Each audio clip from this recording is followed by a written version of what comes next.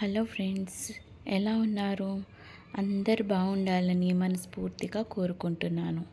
ఈ summer vacations మీరు మీ family మెంబర్స్తో, ఫ్రెండ్స్తో హ్యాపీగా గడపాలని మనస్ఫూర్తిగా కోరుకుంటున్నాను.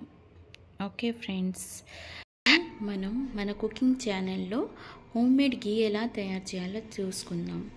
ముందుగా నేను 20 days మీగడ తీసుకున్నాను. అందులో ఈ గ్లాస్ అంతా water, 1 glass water, warm water తీసుకొని ఒక 4 spoons కర్డ్ వేసి కలుపుకున్నాను. ఈ నీళ్ళు అదే మీగడ గిన్నెలో మొత్తం పోసేసి బాగా కలుపుకున్నాను. జస్ట్ క్రీమీ టెక్స్చర్ వచ్చే వరకు కలుపుకోవాలి. దీన్ని రాత్రంతా మనం బయట పెట్టేసేయాలి. చూడండి, మొత్తం కర్డ్ లాగా అయిపోయింది. సో దీన్ని మనం ఏం చేద్దాం, విస్కర్ హెల్ప్తో బాగా మిక్స్ చేసుకోవాలి. నేను దాన్ని ఒక 1/2 hour వరకు ఫ్రిడ్జ్లో పెట్టేశాను. మీరు కావాలంటే 2 glass ఎక్స్ట్రా వాటర్ కూడా పోసుకోవచ్చు. అలా 1/2 hour తర్వాత తీసి చూడండి, విస్కర్తో తిప్పగానే మొత్తం వెన్న అంతా మనకి పైకి వచ్చేసింది. చూసారా ఎంత బాగుంది? ఇదే అండి మనకు కావాల్సింది. ఈ వెన్నని మనం ఇంకో బౌల్లో క్లీన్ వాటర్ తీసుకొని ఈ వెన్న ఇంకోసారి వాష్ చేసుకోవాలి.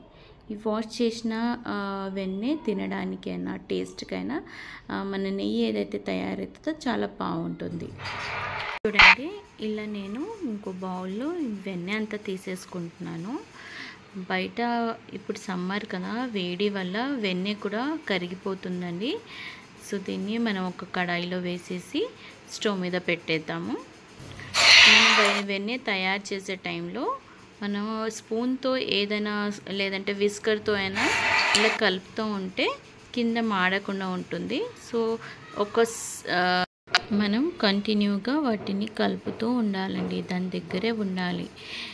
మీరు ఏదైనా దగ్గర ఏమైనా పని చేసుకుంటూ ఈ నెయ్యి కూడా చూడండి ఫ్రెండ్స్, ఇప్పుడు ఇలా ఉంది మన నెయ్యి. కొంచెం సేపు అయ్యాక ఇలా బ్రౌన్ కలర్లో వచ్చేసాక మనం స్టవ్ ఆఫ్ చేసేయాలి.